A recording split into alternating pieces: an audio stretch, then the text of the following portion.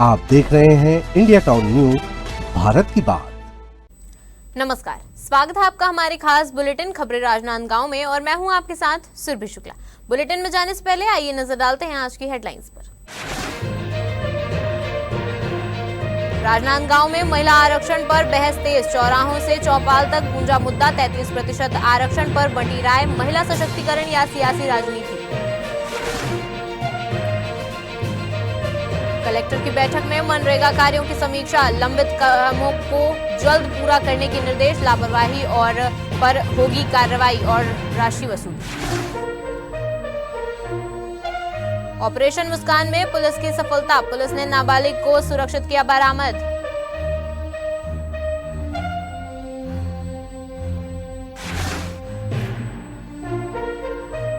नगर निगम budget 2026 पर हुई बैठक, महापौर मधुसूदन यादव पहुंचे सभा कक्ष, बजट एजेंडा सदन में हुआ प्रस्तुत।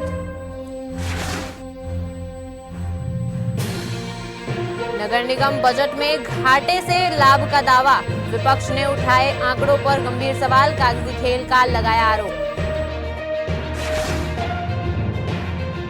राजनांदगांव नगर निगम के वित्तीय वर्ष 2026-27 के बजट को लेकर आज निगम सभा कक्ष में महत्वपूर्ण कार्यवाही शुरू हुई।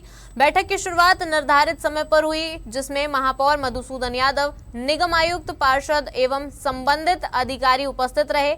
प्रारंभिक कार्यवाही के दौरान बजट से जुड़े एजेंडे को सदन में प्रस्तुत किया गया। इस दौरान शहर के विकास कार्यों, आधारभूत सुविधाओं के विस्तार और राजस्व वृद्धि से जुड़े प्रस्तावों पर विस्तार से चर्चा हुई।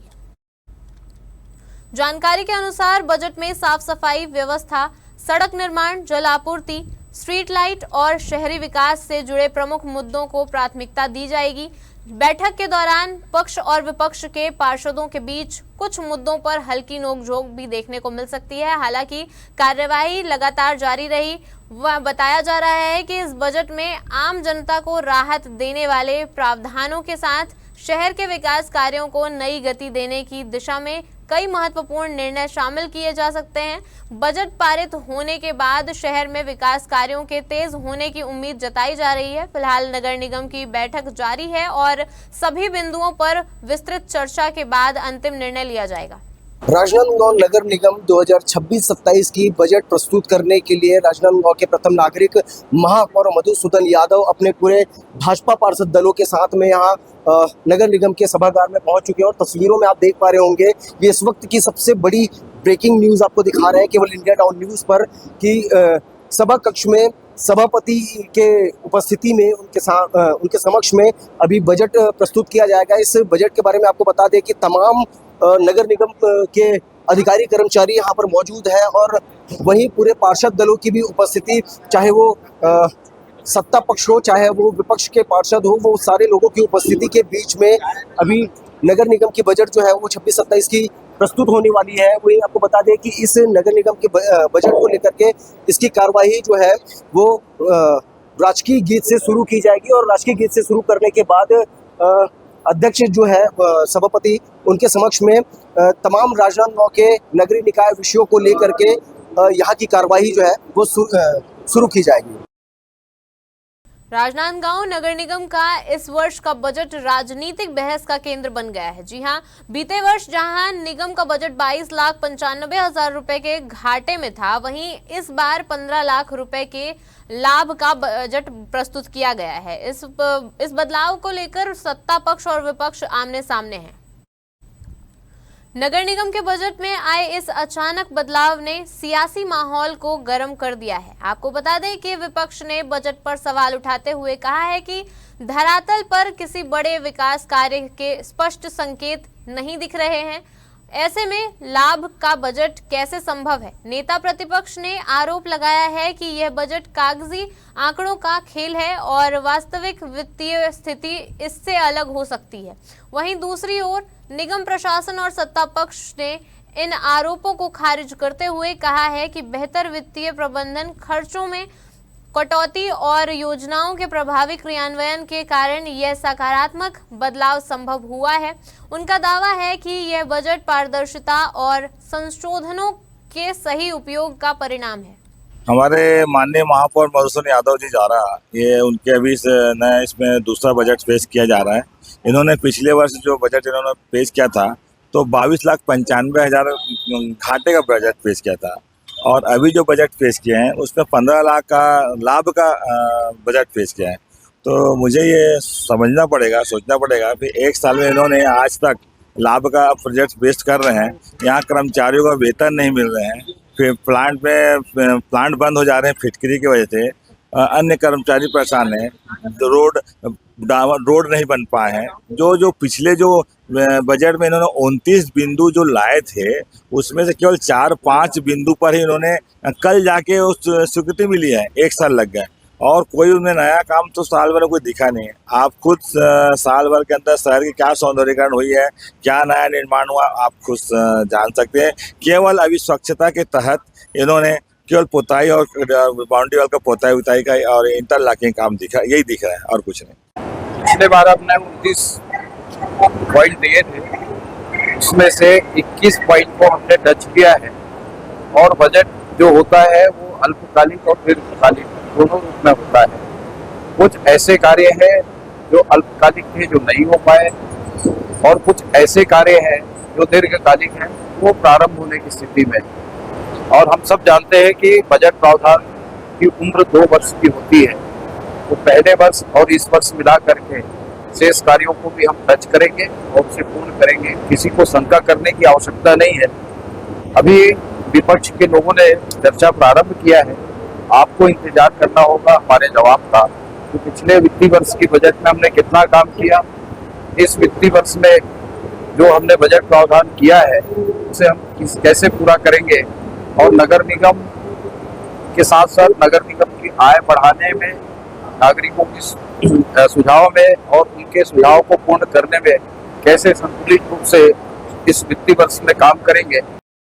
राजनांदगांव जिले के सिंगारपुर और मेंढा मार्ग की बदहाल सड़कों को लेकर ग्रामीणों का गुस्सा आखिरकार फूट पड़ा। जी हां, मंगलवार को जिला पंचायत सदस्य विभा साहू के नेतृत्व में बड़ी संख्या में ग्रामीण कलेक्टर कार्यालय पहुंचे और सड़क मरम्मत की मांग को लेकर ज्ञापन सौंपा। ग्रामीणों का आरोप है कि मुख्यमंत्री सड़क योजना के तहत वर्ष 2016 में बनी मेढा सिंगारपुर सड़क पिछले 9 वर्षों से मरम्मत का इंतजार कर रही है। वहीं 2022 में बनी अर्जुनी मेढा सड़क महज 2.5 साल में ही जर्जर हो चुकी है, जिससे आवागमन में भारी परेशानी हो रही है। विभा साहू ने प्रशासन से सख्त चेतावनी देते हुए कहा है कि अगर 1 माह के भीतर सड़क मरम्मत को लेकर ठोस कार्रवाई नहीं की गई तो उग्र आंदोलन और चक्का जाम किया जाएगा। ग्रामीणों ने यह भी आरोप लगाया कि मेंटेनेंस के लिए राशि उपलब्ध होने के बावजूद कार्य नहीं कराया जा रहा है। उन्होंने सड़कों की गुणवत्ता की जांच कराने और ब्लैकलिस्टेड ठेकेदारों को निविदा प्रक्रिया से बाहर रखने की मांग की है। राजनांदगांव की सन सिटी कॉलोनी में देर रात एक ऐसी वारदात सामने आई जहां चोरों की बड़ी योजना एक महिला की सजगता के आगे धरी की धरी रह गई। जी हां, दरअसल सुनसान घर को निशाना बनाकर घुसे चोरों की चाल उस वक्त बिगड़ गई जब एक मामूली सी आहट ने पूरी कॉलोनी को अलर्ट कर दिया। जानकारी के अनुसार घटना देर रात की है जब चोरों ने सुनसान मकान को निशाना बनाते हुए कॉलोनी का ताला तोड़कर अंदर प्रवेश किया। इसी दौरान कॉलोनी में मौजूद एक महिला को संदिग्ध आहट सुनाई दी। स्थिति को भांपते हुए महिला ने तुरंत शोर मचा दिया। महिला की आवाज सुनकर आसपास के लोग सतर्क हो गए और बाहर निकल आए। लोगों की हलचल बढ़ते देख चोर घबरा गए और मौके से फरार हो गए। जी हां, आपको बता दें कि घटना का एक चिंताजनक पहलू यह भी है कि सामने आया कि कॉलोनी में तैनात सिक्योरिटी गार्ड को इस पूरी घटना की भनक तक नहीं लगी थी। इसे लेकर कॉलोनी वासियों में काफी नाराजगी देखी जा रही है। फिलहाल पुलिस आसपास लगे सीसीटीवी कैमरों के फुटेज खंगाल रही है ताकि आरोपियों की पहचान की जा सके। राजनांदगांव जिले में सरकार की एक राष्ट्र एक राशन कार्ड योजना के तहत अब सभी राशन कार्ड धारकों के लिए ई-KYC कराना अनिवार्य कर दिया गया है। इसके लिए आधार कार्ड की सही जानकारी होना जरूरी है, नहीं तो राशन मिलने में परेशानी हो सकती है। खाद्य विभाग के अनुसार जिन लोगों का आधार पहले से दर्ज है उन्हें भी ई-केवाईसी के जरिए उसका सत्यापन कराना होगा। यह काम पीडीएस यानी राशन दुकानों में ई-पॉस मशीन से मुफ्त में किया जा रहा है। दुकान संचालक सभी सदस्यों का फिंगरप्रिंट लेकर ई-केवाईसी करेंगे। इसके अलावा लोग अपने मोबाइल पर फेस ई-केवाईसी ऐप डाउनलोड करके घर बैठे भी यह प्रक्रिया पूरी कर सकते हैं। खाद्य अधिकारी रविंद्र सोनी ने बताया कि जिन लोगों की एक ई-केवाईसी पहले हो चुकी है उन्हें दोबारा कराने की जरूरत नहीं है। अब केवल बचे हुए लोगों को यह प्रक्रिया पूरी करनी है, जिनमें अधिकतर एपीएल कार्डधारी हैं। साथ ही अप्रैल, मई और जून महीने का राशन एक साथ दिया जाएगा। राजनांदगांव में प्रशासनिक कार्रवाई का एक अहम मामला सामने आया है। सीमांकन प्रकरणों को बिना कारण लंबित रखने और कार्य में लापरवाही बरतने के आरोप में खैरजिटी के राजस्व निरीक्षक अवधराम ठाकुर को निलंबित कर दिया गया है। यह कार्रवाई कलेक्टर जितेंद्र यादव के द्वारा की गई। जानकारी के अनुसार खैरजिटी क्षेत्र में कई सीमांकन प्रकरण लंबे समय से बिना किसी ठोस कारण के लंबित थे। इसको लेकर स्थानीय ग्रामीणों ने कलेक्टर से शिकायत की थी। शिकायत को गंभीरता से लेते हुए प्रशासन ने मामले की जांच शुरू की। जांच के बाद राजस्व निरीक्षक अवधराम ठाकुर को कारण बताओ नोटिस जारी किया गया, लेकिन उन्होंने नोटिस का संतोषजनक जवाब नहीं दिया। इसे कर्तव्य में लापरवाही मानते हुए कलेक्टर ने तत्काल प्रभाव से उन्हें निलंबित कर दिया। आपको बता दें कि प्रशासन की इस कार्रवाई को लापरवाही बरतने वाले अधिकारियों के खिलाफ सख्त संदेश के रूप में देखा जा रहा है। छुईखदान थाना क्षेत्र में ऑपरेशन मुस्कान के तहत पुलिस को बड़ी सफलता मिली है। आपको बता दें कि नाबालिग बालिका का अपहरण पर जबरदस्ती शारीरिक शोषण करने वाले आरोपी को पुलिस ने गिरफ्तार कर लिया है। मामला तब सामने आया जब प्रार्थी ने थाना पहुंचकर रिपोर्ट दर्ज कराई कि उसकी नाबालिग पुत्री को डोमर सिंह नामक व्यक्ति बहला फुसलाकर शादी का झांसा देकर अपने साथ ले गया है। शिकायत के आधार पर मामला दर्ज कर जांच शुरू की गई। प्रकरण की गंभीरता को देखते हुए वरिष्ठ अधिकारियों के निर्देशन में पुलिस टीम द्वारा लगातार नाबालिग और आरोपी की तलाश की जा रही थी। गिरफ्तारी के बाद आरोपी को न्यायालय में पेश किया गया, जहां से उसे न्यायिक हिरासत में उप जेल सलोनी भेज दिया गया। केसीजी जिले में मनरेगा के लंबित कार्यों को लेकर कलेक्टर इंद्रजीत सिंह चंद्रवाल ने सख्त निर्देश दिए हैं। कलेक्टर की अध्यक्षता में कलेक्ट्रेट सभा कक्ष में जिला स्तरीय समिति की बैठक आयोजित की गई, जिसमें वित्तीय वर्ष 2025-26 तक के अपूर्ण कार्यों की समीक्षा की गई। बैठक में विभागवार समीक्षा करते हुए कलेक्टर ने सभी लंबित कार्यों को समय सीमा में गुणवत्ता पूर्वक पूर्ण करने के निर्देश दिए। साथ ही मनरेगा के MIS पोर्टल पर कार्य पूर्णता प्रमाण पत्र समय पर अपलोड करने को कहा गया। कलेक्टर ने स्पष्ट किया कि अपूर्ण कार्य पाए जाने पर योजना के प्रावधानों के तहत संबंधितों पर कार्रवाई की जाएगी और राशि की वसूली भी की जाएगी। इसके बाद साथ ही उन्होंने बताया कि जल्द ही नई योजना VBG रामजी लागू होने वाली है, इसलिए वर्तमान योजनाओं के सभी कार्यों को तय समय सीमा में पूर्ण कर लिया जाए। देश भर में महिला आरक्षण बिल को लेकर एक चल रही सियासी बहस अब शहरों और कस्बों तक पहुंचने लगी है। जी हां, इसी कड़ी में राजनांदगांव शहर में भी इस मुद्दे पर चर्चाएं तेज हो गई है। आम नागरिकों से लेकर राजनीतिक कार्यकर्ताओं और सामाजिक संगठनों तक हर वर्ग के लोग अपनी अपनी राय रख रहे हैं।